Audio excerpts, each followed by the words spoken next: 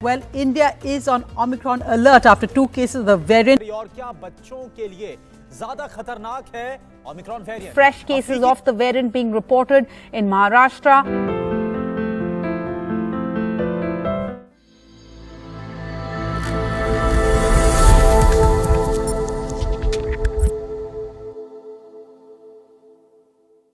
Hello everyone, this is Sakshi Tyagi and today I'll be providing you an awareness video on the topic Omicron.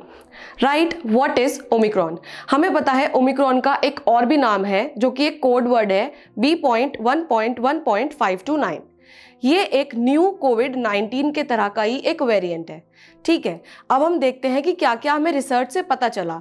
WHO की एक researcher ने ये बताया है कि ये मोस्ट ट्रबलिंग वेरिएंट है, अब तक जितने भी वेरिएंट आए हैं उससे ज़्यादा ट्रबल कॉज करने वाला वेरिएंट है। एक और रिसर्चर्स ने ये भी बताया है कि ये मोस्ट इन्फेक्शियस वेरिएंट है, अब तक या जितने भी वायरस हैं उनसे सबसे ज़्यादा इन्फेक्शन कॉज करने की क्षमता रखता है। अब आपने न्यूज़ चैनल में ये सुना होगा कि इसमें इतने म्यूटेशंस है, यहाँ म्यूटेशंस है, ये नंबर है म्यूटेशंस का। तो मैं आपको बताऊंगी कि म्यूटेशन एक्चुअली है क्या और यहाँ वेरिएंट में म्यूटेशन कहाँ कहाँ हुए हैं। ठीक है, तो पहली चीज़, म्यूटेशन को कम शब्दों में सडन चेंजेस की तरह जानते हैं, कुछ ऐसे बदलाव जो कहाँ हुए हैं वायरस की बॉडी में। अब वायरस की बॉडी में भी चाहे वो इंटरनल हो या वो बदलाव एक्सटर्नल हो, हमें पता है इसमें 50 से ज़्यादा म्यूटेशंस हुए हुए हैं एंड 50 म्यूटेशन में से 30 म्यूटेशन कहाँ हुए हैं? प्रोटीन स्पाइक्स रीजन पे। ये प्रोटीन स्पाइक्स कहाँ मिले हैं? ये वायरल स्ट्रेन की आउटर मोस्ट वॉल के ऊपर है। अब ये प्रोटीन स्पाइक क्या करते हैं? हमारी बॉडी के अंदर जो लंग्स हैं उसमें एक रिसेप्टर होता है ACE2 रिसेप्टर्स। ये प्रोटीन स्पाइक्स ACE2 रिसेप्टर के साथ अपनी बाइंडिंग दिखाते हैं और बाइंडिंग होते ही हमारी बॉडी में इन्फेक्शन शुरू हो जाता है और साइमल्टेनियसली हमें सिम्टम्स दिखने लगते हैं। तो ये म्यूटेशन कहाँ ज़्यादा हुए हैं? 30 से ज़्यादा म्यूटेशन कहाँ हुए हैं? प्रोटीन स्पाइक्स रीजन में। ठीक है, अब हम बात करेंगे, हमने सुना है कि कोई बीटा वेरिएंट है, कोई डेल्टा वेरिएंट है, अब जो ये नया निकल के आया है ये है ओमिक्रॉन वेरिएंट। ठीक है, तो मैं धीरे धीरे आपको कुछ ब्रीफ आउट करूंगी कि क्या क्या इन सब चीज़ों में कॉमन था या कॉमन नहीं था। तो बीटा वेरिएंट का अगर आपने एक वर्ड सुना हो, ट्रांसमिसिबिलिटी।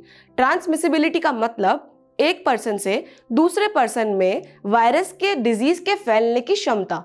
तो बीटा वेरिएंट का जो ट्रांसमिसिबिलिटी थी वो कम थी डेल्टा वेरिएंट से, लेकिन इसके पास 2 ऐसे म्यूटेशन थे जो बीटा वेरिएंट को वैक्सीन के खिलाफ रेजिस्टेंट बना रहा था, मतलब कि वैक्सीन उस पर अपना असर नहीं दिखा पा रही थी। ठीक है, अब अगर वैक्सीन असर नहीं करेगी तो क्या होगा? री इन्फेक्शन के चांसेस ज़्यादा हो जाएंगे। तो ये बात थी सारी हमारी बीटा वेरिएंट की। अब हम आते हैं डेल्टा वेरिएंट पे।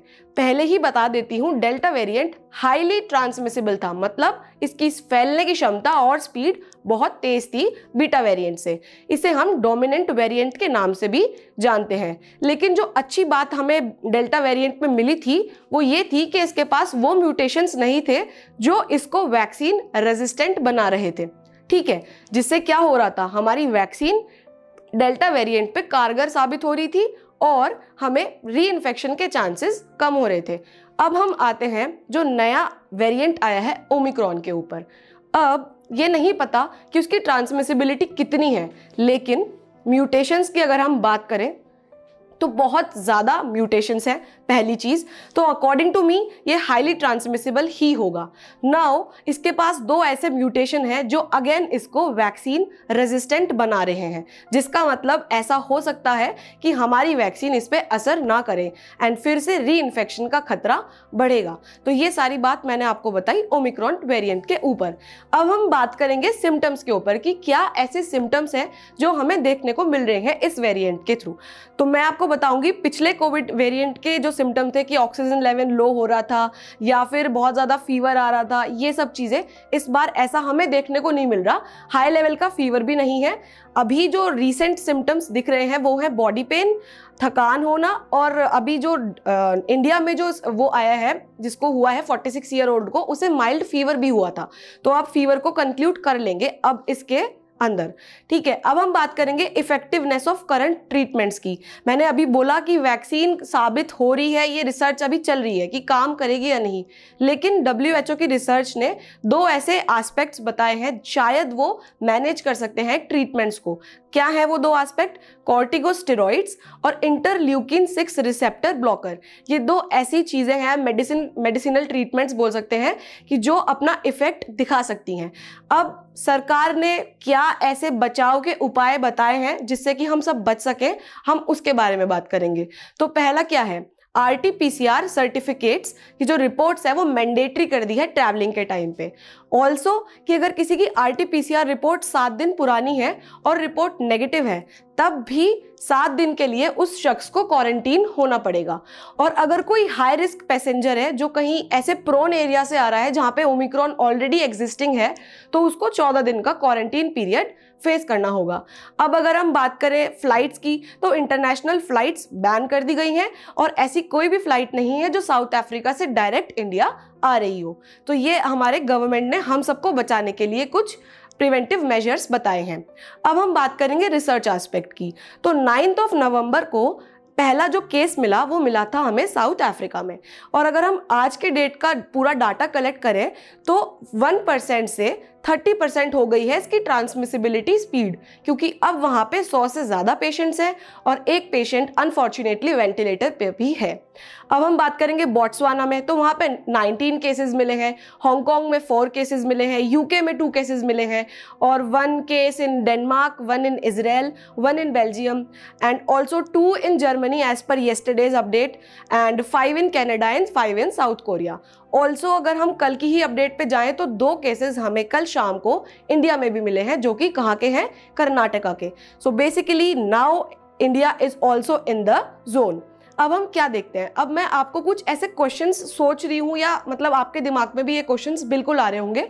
तो वो क्या क्वेश्चन है? पहला कि इसकी ट्रांसमिसिबिलिटी लेवल कितना होगा। तो ये प्रूवन तो नहीं है, बट जितना मुझे मेरी नॉलेज है माइक्रोबायोलॉजी की, उसके हिसाब से ये बिल्कुल ट्रांसमिसिबल होगा। और इसका छोटा सा एग्जाम्पल साउथ अफ्रीका के 3 वीक्स ने हमें दे दिया है, जहाँ पे स्प्रेडेबिलिटी 1% से 30% तक चली गई है। दूसरी चीज, क्या ये बहुत सीवियर डिजीज कॉज करेगा? तो मेरे हिसाब से ये बहुत सीवियर तो कॉज नहीं करेगा।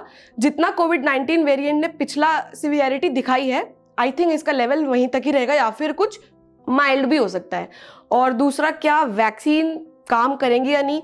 तो ये सबसे इंपॉर्टेंट एस्पेक्ट है जो मैं आपको बताती हूँ कि वैक्सीन जो हमने साइंटिस्ट ने पिछली बार बनाई थी, तब प्रोटीन स्पाइक्स में बिल्कुल म्यूटेशन नहीं थे, तो एंटीबॉडी की आराम से बाइंडिंग हो गई थी और हम वेरिएंट को किल करने में कारगर साबित हुए थे। लेकिन अब क्या है, 30 से ज़्यादा म्यूटेशन कहाँ है? केवल प्रोटीन स्पाइक के रीजन में, और 2 म्यूटेशन ऐसे भी हैं जो वैक्सीन रेजिस्टेंट बना रहे हैं। तो ऐसा बिल्कुल हो सकता है कि हमारी वैक्सीन बाइंडिंग ही ना कर पाए और हम वेरिएंट को किल ना कर पाए, और साइंटिस्ट की सारी मेहनत वेस्ट हो जाए और फिर दोबारा से उसे वैक्सीन बनाने में लगना पड़े। तो वैक्सीन कितना बचाव करेंगी, इस बात का भी कोई भी क्लू हमारे पास नहीं है। और एक और चीज़ कि री इन्फेक्शन का कितना खतरा है, तो मैं आपको बता देती हूँ कि अगर किसी ने दोनों डोज ले ली हैं और अगर उसके दिमाग में ये आ रहा है कि उसको कोविड नहीं होगा, तो आप बहुत ज़्यादा गलत है अपने पॉइंट पे, क्योंकि कोई भी वैक्सीन 100% इफेक्टिव नहीं होती, राइट। तो ये तो आप अपने दिमाग से निकाल ही दीजिए कि दोबारा कोविड नहीं होगा। और कैनेडियन हॉस्पिटल में जो रिसर्च चल रही है, जो बातचीत चल रही है डॉक्टर्स की, उसने ये भी बता दिया है कि 50-50% चांसेस हैं कि री इन्फेक्शन हो भी सकता है और नहीं भी हो सकता। अब वीडियो के अंत में मैं आपको कुछ सजेशंस देना चाहती हूँ, शायद उससे आपको बिल्कुल आराम मिले और आप अपने आप को बचा पाएं। ठीक है, तो क्या है? पहली, ये जो 14 डेज होंगे ना दिसंबर के, ये बहुत क्रूशियल होंगे इंडिया के लिए। स्टार्टिंग हो गई है कल से 2 की, तो हमें बचाना भी है और खुद को भी ये देखना है, अवेयरनेस भी बिल्कुल रखनी है। तो 14 डेज बहुत क्रूशियल है। दूसरा, पैनिक नहीं करना, क्योंकि घबरा गए तो फिर गड़बड़ी होनी ही होनी है, तो पैनिक नहीं करना, लेकिन सिचुएशन को हमें लाइटली भी नहीं लेना, पूरी केयरफुलनेस के साथ अपना काम करना है। पूरे कोविड प्रोटोकॉल्स को हमें फॉलो करना है, 1 मीटर डिस्टेंस बना के रखना है, किसी भी क्राउडेड प्लेस में नहीं जाना, कोई ऐसी जगह जो पुअरली वेंटिलेटेड है वहाँ नहीं जाना। ठीक है। दूसरी चीज़, अगर आप स्नीज कर रहे हैं तो या तो टिश्यू की हेल्प से करें या फिर ऐसे वाले एक्शन से करें, डायरेक्ट हैंड कॉन्टैक्ट से ना करें। अगेन क्लेanलीनेस, अगर आप सैनिटाइज सैनिटाइजर का यूज कर रहे हैं, घर में सफाई रख रहे हैं, तो ये बहुत इंपॉर्टेंट एस्पेक्ट है। दूसरा, इस वीडियो से मैं एक और अपील करना चाहूंगी, ये मेरी फैमिली पिछले अप्रैल में फेस कर चुकी है। I lost my family member, क्योंकि हमारे को हॉस्पिटल बेड नहीं मिला था एंड हमारे पास सब कुछ था, डॉक्टर्स, इंजेक्शंस, मनी, सब कुछ, बट स्टिल हमको हॉस्पिटल बेड नहीं मिला था and a 50-year-old women died and वो मेरी फैमिली मेंबर ही थी। तो मैं ये अपील करना चाहूंगी डॉक्टर्स को, अभी से ही कोविड वार्ड बना दो, इक्विपमेंट्स ले आओ, क्योंकि लास्ट में जब सारे केसेस आते जाते हैं तो हमको नहीं समझ में आता कि कहाँ से मटीरियल्स आएगा। So I hope you like this video and this all are the prevention, जिससे कि आप अपने आप को बचा सकें। Thank you.